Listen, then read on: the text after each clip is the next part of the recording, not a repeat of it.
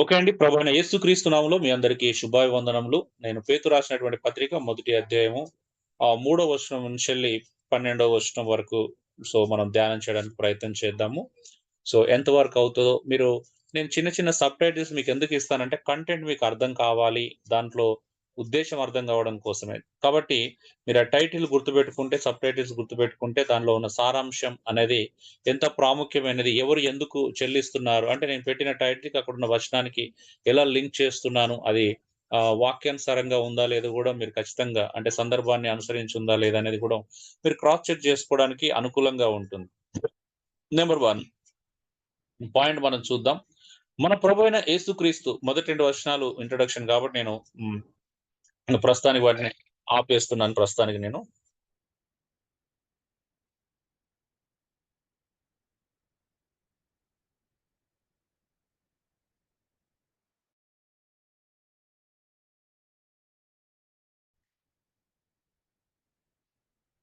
మన ప్రభువైన యేసుక్రీస్తు తండ్రి అయిన దేవుడు స్తుతింపబడును గాక. మృతుల నుండి యేసుక్రీస్తు తిరిగి లేచుట వలన జీవంతో కూడిన నిరీక్షణ మనకు కలుగునట్లు, అనగా అక్షయమైనది, నిర్మలమైనదియు, వాడబారదునైన స్వాస్థ్యము మనకు కలుగునట్లు, ఆయన తన విశేష కనికరం చొప్పున మనలను మరలా జన్మింపజేసెను అంటున్నాడు. సో, ఈ ఈ వచనంలో నేను ఒక 3 పాయింట్స్ మీకు చెప్పాలని ఆశపడుతున్నాను. అదేంటిదంటే నంబర్ 1 ఒకటి రిజరక్షన్, రెండోది రిబోర్న్, మూడోది రిజర్వ్డ్. ఒకటి రిజరక్షన్, రెండోది రిబోర్న్, మూడోది రిజర్వ్డ్. అంటే ఎందుకు తండ్రైన దేవుని మనం స్తుతించాలా? ఎందుకు తండ్రైన దేవునికి మనం కృతజ్ఞతాస్తుతులు చెల్లించాలా? ఒక రీజన్ లేకుండా, ఒక కారణం లేకుండా మనం ప్రభువును మనం స్తుతించగలమా? అంటే ఒక బలమైన కారణం.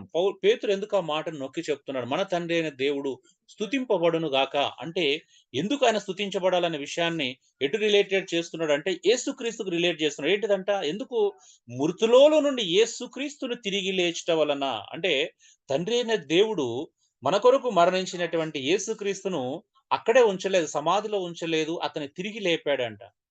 అద్భుతమైన విషయం ఏంటిదంటే యేసుక్రీస్తు తిరిగి లేవడం, యేసుక్రీస్తు పునరుత్థానం చెందడం, యేసుక్రీస్తు తిరిగి లేవడం అనేది అన్నిటికంటే ప్రపంచంలో అన్నిటికంటే గొప్ప అద్భుతం. పునరుత్థానాన్ని మించినటువంటి, రిజరక్షన్ మించినటువంటి అద్భుతం మరొకటి లేదు. ఎందుకంటే ఆయన రిజరక్షన్ అవుతేనే దానివల్ల అనేకమైన మేలులు అంటే ఆయన విశ్వసించిన వారికి కలుగుతాయి. అది ఆయన స్వాస్థ్యం అనుభవించడం కావచ్చు, మరణించి తిరిగి లేవడం కావచ్చు, ఆయన రాజ్యంలో ప్రవేశం కావచ్చు, ఆయన ఇచ్చేటువంటి స్వాస్థ్యము పొందుకోవడం కావచ్చు, చాలా ప్రతి దానికి ఆయన ఒక పునరుత్థానం మనం పొందుకునే రక్షణ కావచ్చు, అన్నిటికి కారణం ఏందంటే పునరుద్ధానం. సో, ఈ పునరుద్ధానం అనేది ఎంత ప్రధానమైన విషయమో ఇక్కడ మనం చూస్తా ఉన్నాం. ఈవెన్ మన బైబిల్ అంతట్లో యేసుక్రీస్తు యొక్క పునరుద్ధానం గురించినటువంటి సందర్భాలు మీరు ఎక్కడ చూసినా, ఇప్పుడు ఎగ్జాంపుల్ మనం కొరింథీ 15వ అధ్యాయానికెళ్తే పునరుద్ధానం యొక్క ప్రాధాన్యత అక్కడ పౌలు వివరిస్తాడు. ఎందుకంటే క్రైస్తవ విశ్వాసానికి, క్రైస్తవ జీవితానికి మూలం క్రీస్తు యొక్క పునరుద్ధానం. క్రైస్తవం యొక్క అంటే ఏంటిది నిరీక్షణకు కారణం యేసుక్రీస్తు యొక్క పునరుద్ధానం. క్రైస్తవుడు ఎదురు చూడడానికి గల కారణము క్రీస్తు యొక్క పునరుద్ధానం. క్రైస్తవుడు పరలోకంలో ప్రవేశించడానికి గల కారణము యేసుక్రీస్తు యొక్క పునరుద్ధానం. యేసుక్రీస్తు రిజరెక్ట్ అవ్వకపోతే అసలు ఏమి లేదు అనే విషయాన్ని మనం గ్రహించాలి. అందుకే పౌలు అక్కడ మాట్లాడినప్పుడు యేసుక్రీస్తు తిరిగి లేకపోయినట్లయితే నీ విశ్వాసం వ్యర్థమే అంటాడు. అంటే నమ్మడంలో కూడా అర్థం లేదు. యేసు ప్రభువుని విశ్వసించడంలో కూడా అర్థం లేదు. అందుకే 2000 సంవత్సరాల నుంచెల్లి యేసుక్రీస్తు తిరిగి లేపబడలేదు అనే విషయాన్ని ప్రూవ్ చేయడానికి రకరకాల ప్రయత్నాలు చేస్తున్నారు. ఇప్పటికి మనము ఇస్లాం సహోదరులు ఇప్పటికి కూడా వాళ్ళది అదే. యేసుక్రీస్తు స్థానంలో మరొక శిష్యుడు సిలువేశారు, ఆయన తప్పించారు, ఆయన గాయాలు కడిగారు. ఆ ప్లేస్‌లో యేసు ప్రభులాగా పోలిన మరొకరిని సిలువేశారు. ఇలా రకరకాలుగా ఆయనను కాపాడడానికి ప్రయత్నం చేస్తారు. అంటే యేసుక్రీస్తు సిలువ వేయబడలేదు అనేది ప్రూవ్ చేయడానికి ప్రయత్నం చేస్తూనే ఉంటారు. సో, ఎందుకు అంటే ఆయన ఆయన లేపబడడం చాలా మందికి నేనొకసారి వ్యంగ్యంగా ఒక ఆర్టికల్ రాశాను ఇస్లాం సహోదరులను ఉద్దేశించి. యేసుక్రీస్తు పట్ల మీకున్న ప్రేమను బట్టి నేను ఎంతగానో ఆనందిస్తున్నాను. నిజంగా మేము క్రైస్తవుడు గూడా మీలాగా ప్రేమించలేడండి.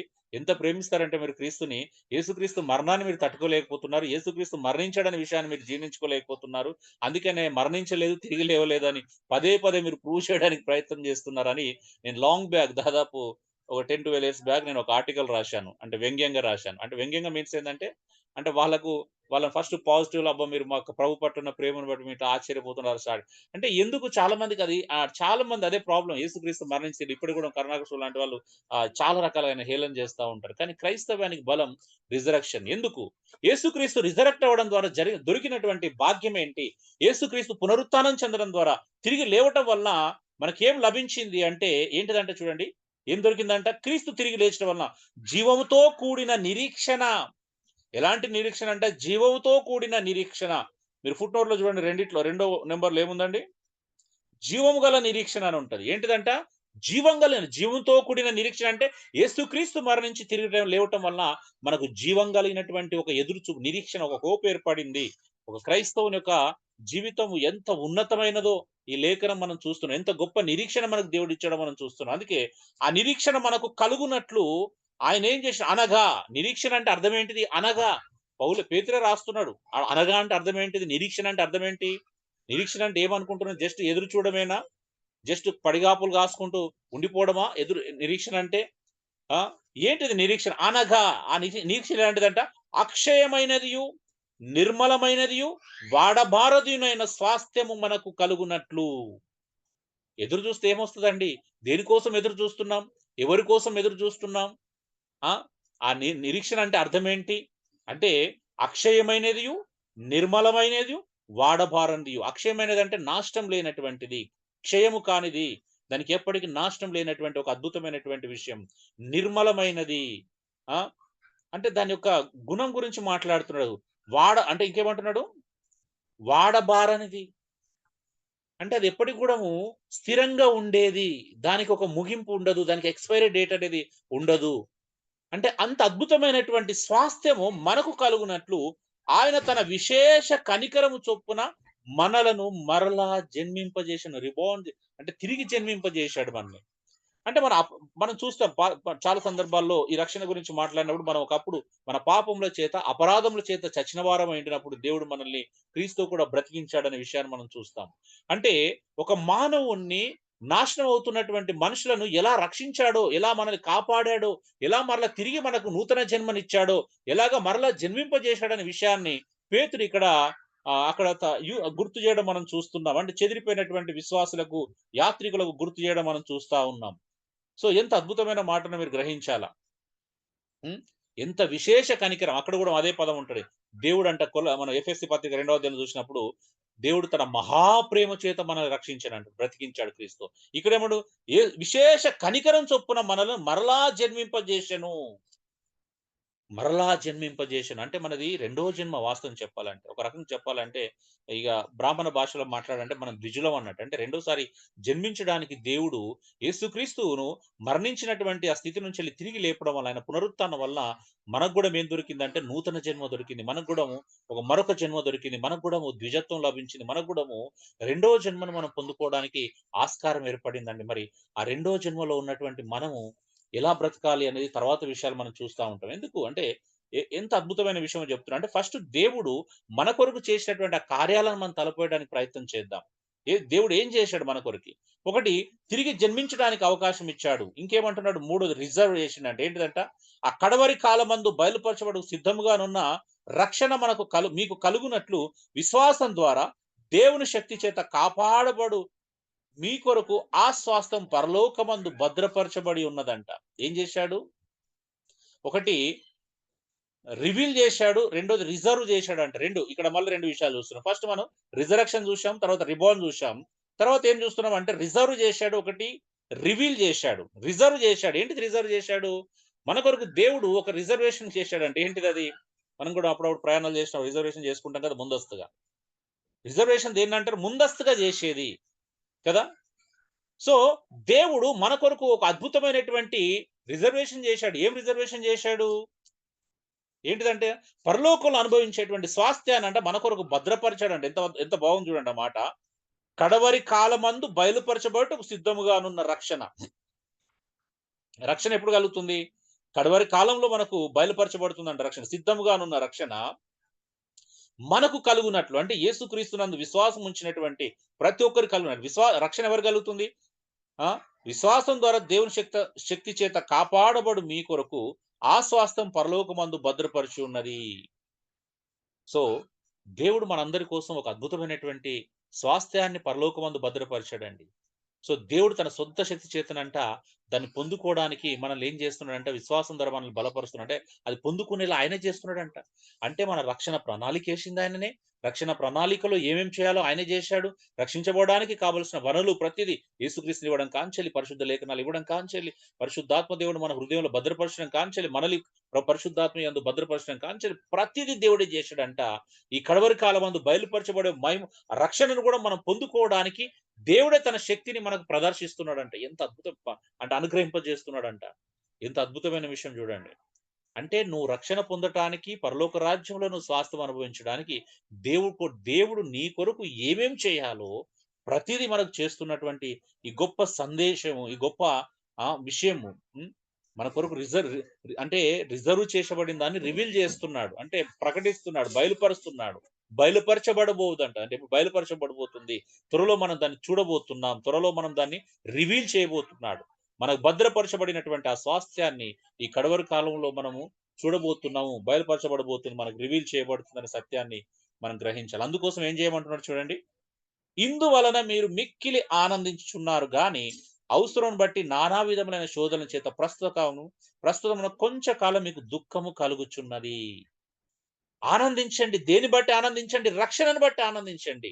మీకు ఎదురయ్యే శోధనలు బట్టి కాదు. ఆ శోధనలు కూడా మీ రక్షణ కొరకే, మీ విశ్వాసాన్ని స్థిరపరచడం కొరకే ఆ శోధనలు అనుగ్రహించబడుతున్నాయి. మీకు దుఃఖము అనుమతించబడుతుంది. మీ జీవితంలో శ్రమలు అనుమతించబడుతున్నాయి. వాటన్నిటిలో ఆనందించండి. దేని కొరకు ఆనందించాలంటే రక్షణ పొందుకోబోతున్నారనే ఆనందించాలి. రిజాయిస్. దేనికోసం ఆనందించాలి? నా శరీరం బాగాలేదని నేను దుఃఖపడాల్సిన అవసరం లేదు. నాకు రోగం ఉంది, రేపు ఇతర ఇబ్బందులున్నాయి, లేకపోతే శ్రముంది పరిచర్యలో. ఇవన్నిటి గురించి కాదు మనం కంగారు పడాల్సింది, దుఃఖించాల్సింది. మన జీవితంలో యేసుక్రీస్తును ఇచ్చేటువంటి పరలోకమందు భద్రపరిచిన స్వాస్థ్యాన్ని పొందుకోవాలంటే ఖచ్చితంగా మన విశ్వాసానికి ఒక పరీక్ష ఉంటుంది. క్రైస్తవ జీవితం పరీక్షలు లేకుండా ముందుకు సాగదు. కాబట్టి అవసరాన్ని బట్టి అంట చూడండి. దేన్ని బట్టి? అనవసరంగా దేవుడు మనకు పరీక్షలు అనుమతించడు. అవసరాన్ని బట్టి నానా విధమైన శోధన చేత ప్రస్తుతం కొంచెం కాలం మనకు దుఃఖము కలుగుతుంది. అవసరమును బట్టే దేవుడు మన జీవితంలో దుఃఖాన్ని అనుమతిస్తాడండి. కానీ మనము దేవునికి దూరం అయిపోయి మనకు మనమే అనేకమైన శ్రమలను కొని తెచ్చుకుంటున్నాం వాస్తవం చెప్పాలంటే. మనం కొని తెచ్చుకున్న శ్రమలు వేరు. యేసుక్రీస్తు కొరకు ఆ పరలోక స్వాస్థ్యం కొరకు మన విశ్వాసం యొక్క పరీక్ష కొరకు మనము దేవుని కొరకు నిలబడుతున్నప్పుడు కలిగే శోధనలు, పరీక్షలు వేరు. ఎలా ఉంటాయంటే ఇవి నశించిపోవు సువర్ణము అగ్ని పరీక్ష వలన శుద్ధమగుచున్నది గదా! దానికంటే అమూల్యమైన మీ విశ్వాసము ఈ శోధన చేత పరీక్షకు నిలిచినదై యేసుక్రీస్తు ప్రత్యక్షమైనప్పుడు మీకు మెప్పును, మహిమయు, ఘనతయు కలుగుటకు కారణమగునంట. మరి విశ్వాసాన్ని మీరు పరీక్ష రాస్తున్నారా? మీ విశ్వాసానికి కలిగే పరీక్షలు మీరు ఎదుర్కొంటున్నారా అండి? ఎందుకనంటే శుద్ధమైనటువంటి సువర్ణం అగ్ని చేత పరీక్షించబడినప్పుడు ఆ సువర్ణం అంట ఇంకా మేలిమి బంగారంగా మారుతదంట. అగ్నిలో వేసిన ప్రతిసారి అదేమవుతుందంటే మేలిమి బంగారంగా బయటకొస్తది. అలాగే క్రైస్తవుని యొక్క విశ్వాసము నానా విధములైన శోధనల చేతను, పరీక్షల చేతను, శ్రమల చేతను విశ్వాసం పరీక్షించబడుతుంది. మరి ఆ విశ్వాసం మనం కలిగి ఉంటున్నాం. ఆ విశ్వాసం ఎదుగుతున్నాం. అంటే నీ విశ్వాసం ఎలా మారాలంట? అమూల్యమైన విశ్వాసం ఇంకా విలువైనటువంటి స్థితిలో నీ విశ్వాసం ఉండాలనేది దేవుని యొక్క ఉద్దేశ్యమై ఉన్నది. మరి కాబట్టి ఈరోజు క్రైస్తవులుగా మన విశ్వాసాన్ని మనం నిజంగానే విశ్వాసంలో ఎదుగుతున్నామా? మన విశ్వాసం కలిగేటువంటి పరీక్షలను మనం అంగీకరిస్తున్నామా? అంగీకరించి వాటిని ఇంకా మన విశ్వాసాన్ని అమూల్యమైన విశ్వాసంగా మనం మార్చుకుంటున్నామా? సువర్ణం శుద్ధ సువర్ణమైనట్టుగా, సువర్ణము మేలిమి బంగారమైనట్టుగా మన విశ్వాసం అంతకంతకు అభివృద్ధి చెందే విధంగా మనం మనం నిజంగా అనుమతిస్తున్నాం. ఒకసారి మనం పరీక్షించుకుంటే ఇట్టే తేలిపోతామండి. నిజంగా మన విశ్వాసం ఏ స్థాయిలో ఉంది? ఎలాంటి సిట్యుయేషన్‌లో అయినా మనం దేవుని కొరకు ఆ నిరీక్షణ కోల్పోకుండా మన రక్షణను గురించినటువంటి నిరీక్షణ కలిగి జీవించే వారిగా మన విశ్వాసాన్ని మనం ఆస్వాదిస్తున్నామా లేదన్నది చాలా ప్రధానమైనటువంటి విషయంగా మనం చూడాలండి.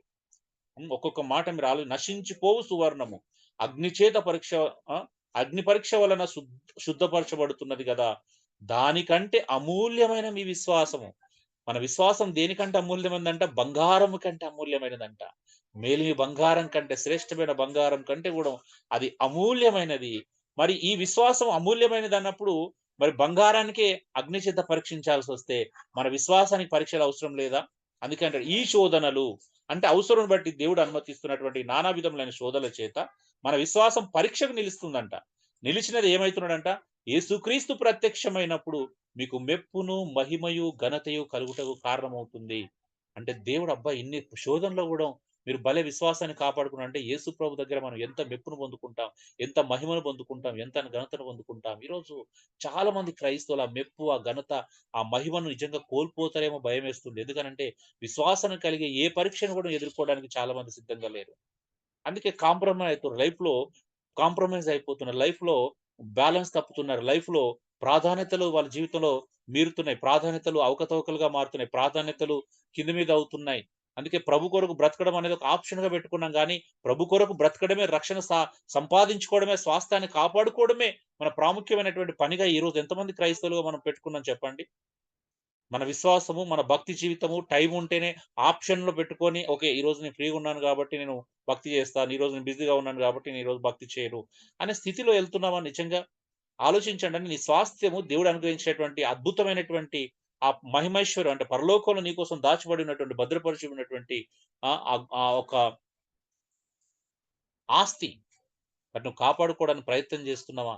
అలా నువ్వు ప్రయాణం చేస్తే ఖచ్చితంగా నీ విశ్వాసానికి అవసరతను బట్టి కొన్ని పరీక్షలుంటాయి. ఆ పరీక్షలకు నువ్వు నిలిస్తే యేసుప్రభు అంటూ వచ్చినప్పుడు ప్రత్యక్షమైనప్పుడు నిన్ను మెచ్చుకుంటాడంట, నిన్ను ఘనపరుస్తాడంట, నిన్ను మహిమపరుస్తాడంట. మరి ఈరోజు విశ్వాసులంగా మనం అలాంటి స్థాయిని, అలాంటి పరిస్థితిని మనం అర్థం చేసుకొని ముందుకు సాగుతున్నామా? అలాంటి పోరాటం చేయడానికి ఇష్టపడుతున్నామా? అలాంటి విశ్వాస యాగం, అలాంటి విశ్వాస పోరాటాన్ని మనం కలిగి ఉన్నామా? అందుకే పదే పదే రిపీట్ అవుతా ఉంటాయి. మన విశ్వాసాన్ని ఎలా విశ్వాసం అంటే ఎలా ఉండాలి? అనేది మనం పదే పదే రిపీటెడ్‌గా వాక్యంలో చూస్తా ఉంటామండి. హ్మ్. అందుకే 8వ వచనం అంటున్నాడు, రిసీవింగ్ ద సాల్వేషన్. ఆరో పాయింట్ నేను చెప్తున్నా. Receiving the salvation. మొట్టమొదటి resurrection, number 2 reborn, number 3 reserved, number 4 revealed, number 5 rejoice, ah, ఆరోది నంబర్ 6 రిసీవింగ్ ద సాల్వేషన్. ఎలా మనం రక్షణ పొందుకుంటున్నామో చెప్తున్నాడు. ఎలా అంట 8వ వచనం. మీరు ఆయనను చూడకపోయినను ఏంటిదంట? ఆయనను ప్రేమించుచున్నారు. ఇదే అండి విశ్వాసంలో ఉన్న గొప్పతనం ఏంటో తెలుసా? విశ్వాసంలో ఉన్న గొప్పతనం ఏందంటే చూడకపోయినా ప్రేమించడం.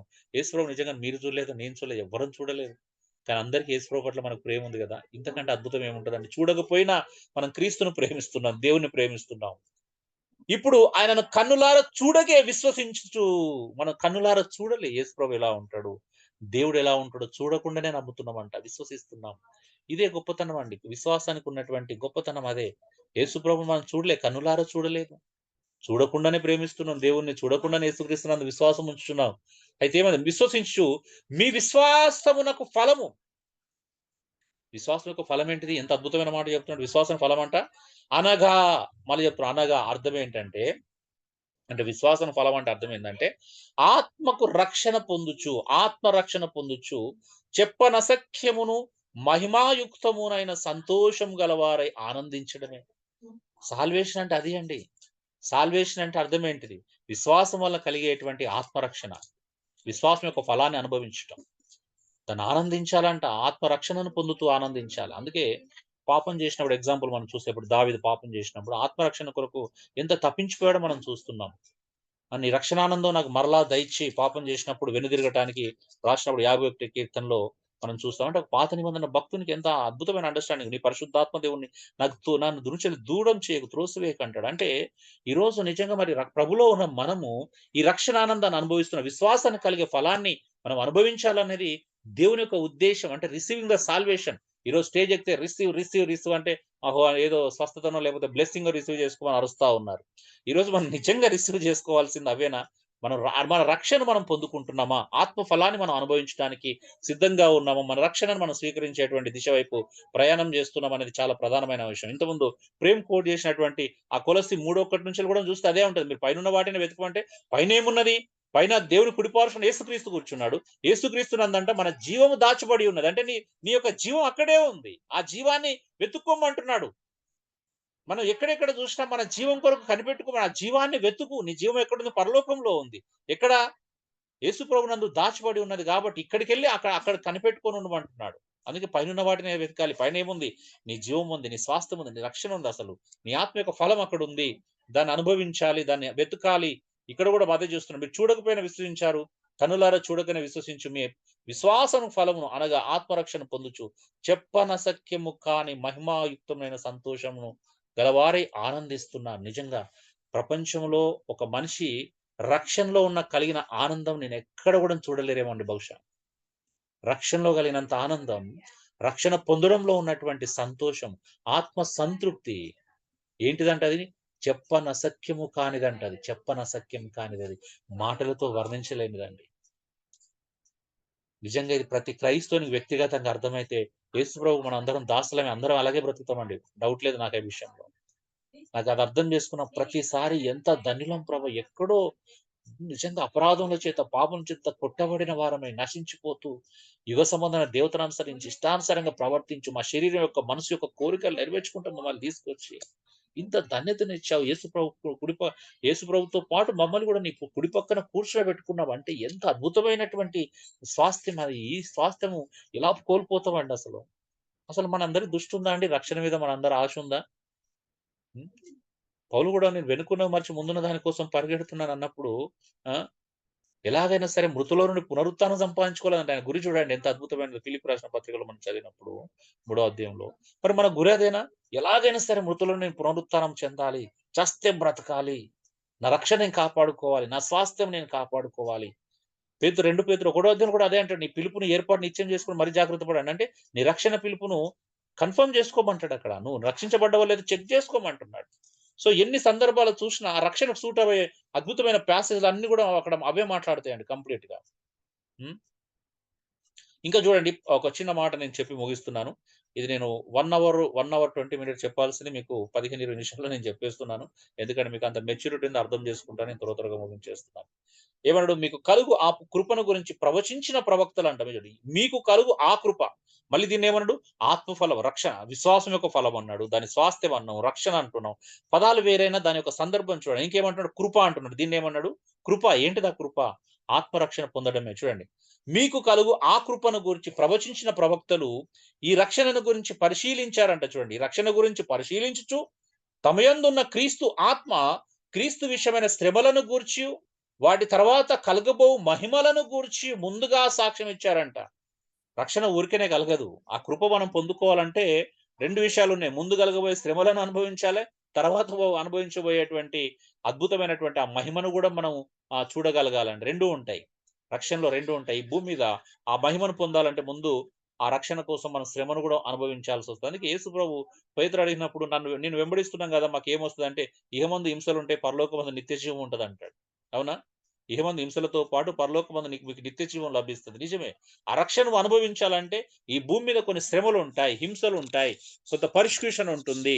సో, ఇవన్నీ ఎదుర్కోవాలి. మన విశ్వాసాన్ని కలిగి ఆ పరీక్షలను ఎదుర్కొంటూ, ఆ చెప్పనసఖ్యం కాని ఆ మహిమాయుక్తమైనటువంటి ఆ మహిమలను గురించినటువంటి సందేశం ఇక్కడ మనం చూస్తా ఉన్నాం చూడండి. ఆళ్ళు పరిశీలిస్తున్నారంట చూడండి. వాటి గురించి సాక్ష్యం ఇస్తున్నాడు. రాబో కాలములంటే.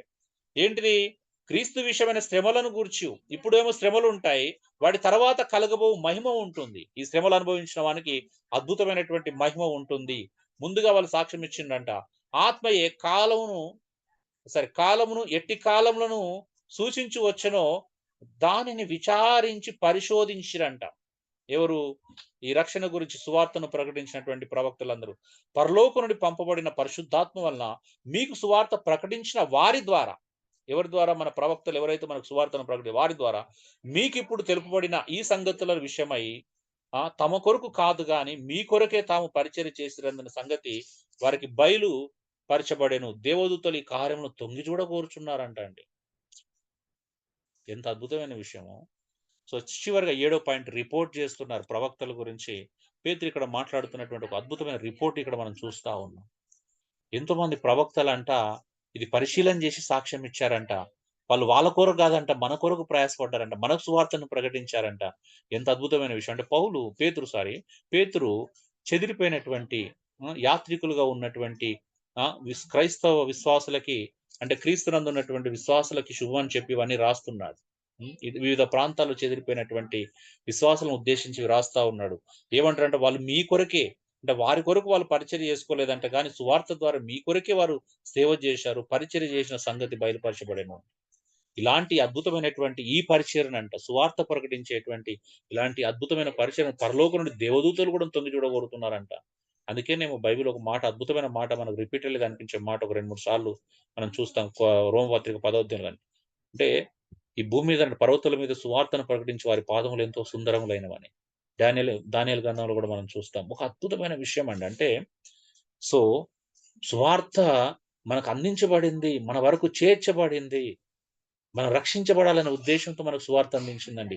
ఈరోజు నువ్వు, నేను ఎక్కడో ఉన్నాం. ఏ కాలంలో ఉన్న మన అమ్మ, నాన్న రక్షించబడొచ్చు. ఒకవేళ మీకంటే ముందు, మనకంటే ముందు మీకు ఫ్యామిలీలో కొంతమంది మన అమ్మ, నాన్నకు రక్షణ సువార్త అందించబడి ఉండొచ్చు. కానీ దేవుని యొక్క అద్భుతమైన ప్రణాళిక, ఆయన కృప మన వరకు రీచ్ అయిందంటే, ఇంతకంటే మనిషికి కావాల్సిన భాగ్యం ఏంటి? ఒకసారి మీ బంధువులను, మీ స్నేహితులను చూడండి. మీ యొక్క కొలీగ్స్‌ని చూడండి. మీ నైబర్స్‌ని చూడండి. ఎవరికి దక్కలేనటువంటి భాగ్యం, ఎవరు పొందుకోలేనటువంటి భాగ్యం, ఎవరికి ఇప్పటివరకు అర్థం కానటువంటి ఒక కృప ఈరోజు మనకు అర్థమైందండి. అదే యేసుక్రీస్తుని విశ్వసించడం. ఇంతకంటే స్వాస్థ్యం, ఇంతకంటే అద్భుతం, ఇంతకంటే ఆనందించే విషయం క్రైస్తవం జీవితంలో ఏముంటది చెప్పండి?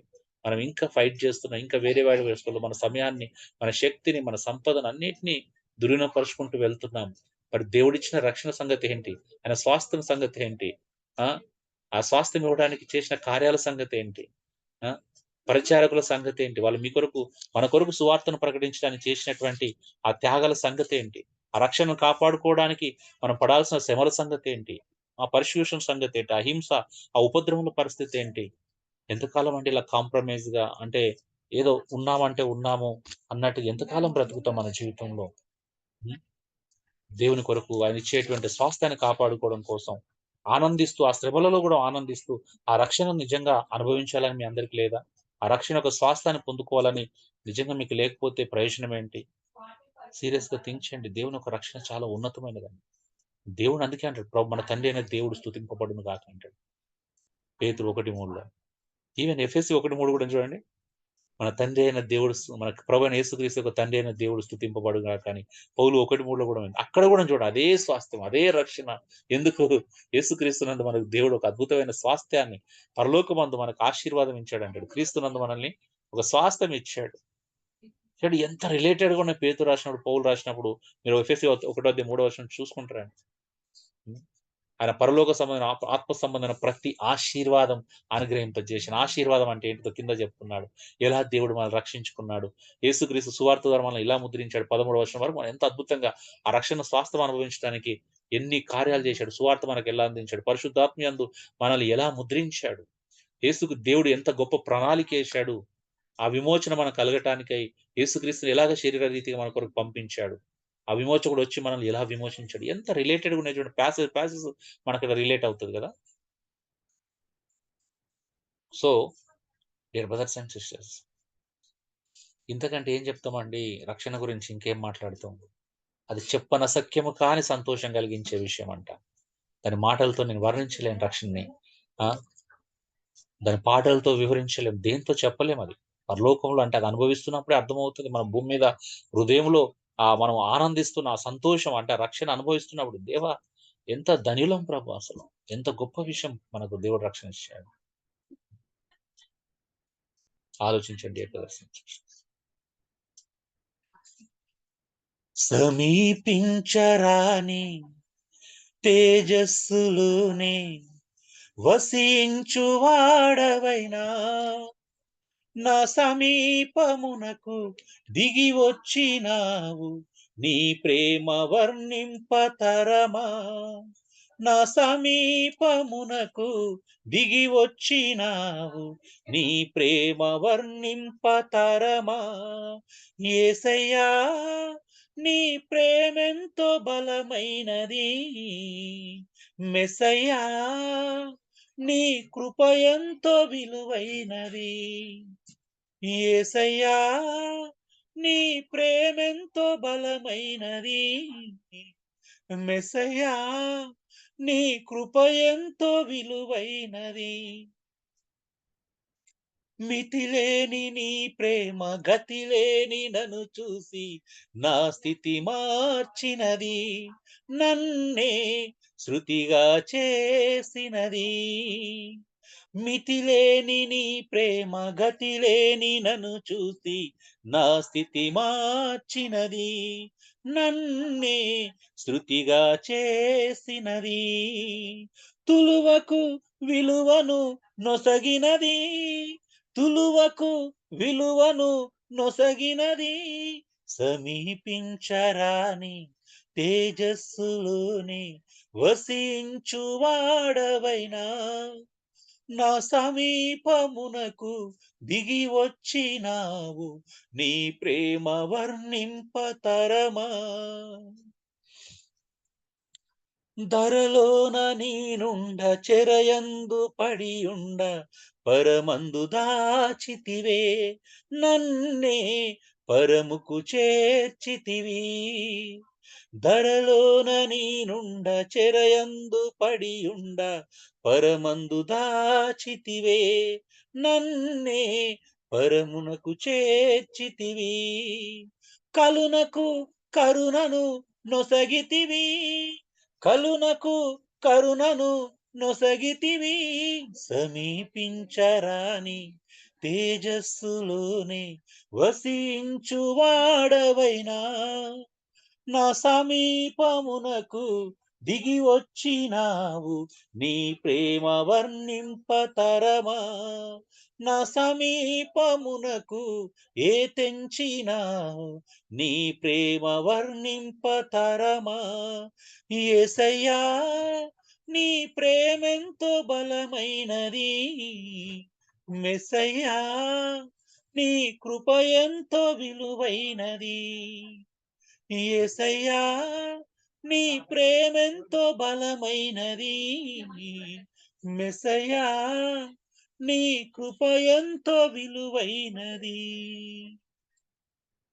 Thank you lord. పరిశుద్ధమైనటువంటి తండ్రి, మహోన్నతులైన మా దేవానికి స్తోత్రాలు. ఎంత గొప్ప ప్రేమ ప్రభు.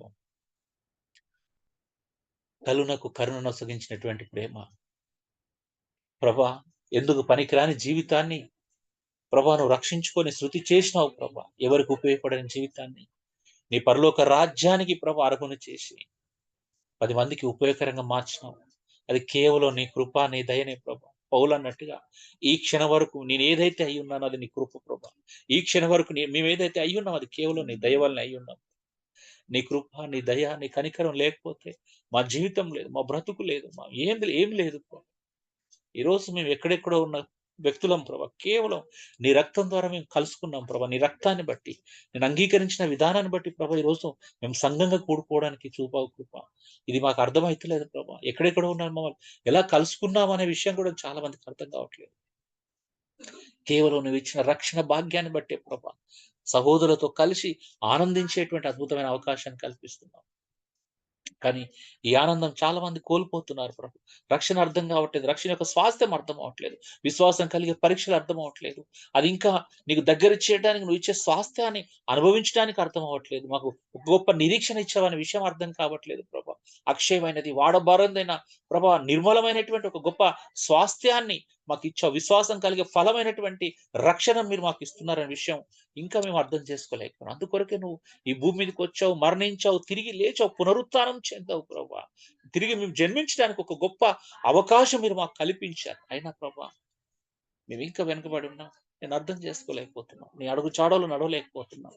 నీ స్వాస్థ్యాన్ని ప్రభా మేమందరం కాపాడుకోవడానికి సహాయం దయచేయమని ప్రభా. ఉన్నా వెడలిపోయినా నేనును నాతో పాటు విజయవాడ, ఏలూరు, ప్రతి ఒక్క అమలాపురం కావచ్చు, వరంగల్, హైదరాబాద్, ప్రతి సంఘం కదా మేము కలిసి ఉండాలి ప్రభా. బ్రతికున్నా చనిపోయినా మేము అందరం నీ చోట నీ దగ్గరే కలిసి ఉండే విధంగా ప్రభా మేము నడుచుకోవడానికి సహాయం దయచేయం. అటు రీతిగా నీ సంఘాలను బలపరచడానికి నీ కృపను మా అందరిలో విస్తరింపచేయమని నాయకత్వం వహిస్తున్న ప్రతి ఒక్కరిని బట్టి ప్రభా. సురేష్ వాక్యం పంచుకుంటున్నటువంటి శ్రీ ప్రేమ్, కిరణ్, జోసఫ్, అందరిని, విజయ్, ఇక్కడున్న ప్రతి ఒక్కరిని, ఆనంద్, సూసన్ని ప్రభా, షారోన్ని ప్రభా, దాస్ గారిని అందరిని మీ చేతులకు అప్పగిస్తున్నాం. ప్రతి ఒక్కరితో మీరు ఉండండి. ప్రతి ఒక్కరికి ప్రభా నీ ప్రేమను ఇంకా లోతుగా ధ్యానించే కృపను అనుగ్రహింపచేయండి. నా ప్రార్థనలు వింటున్నందుకై స్తోత్రాలు చెల్లిస్తూ యేసు దివ్యనామములో వేడుకొంచున్నాను పరలోకపు తండ్రి. ఆమేన్.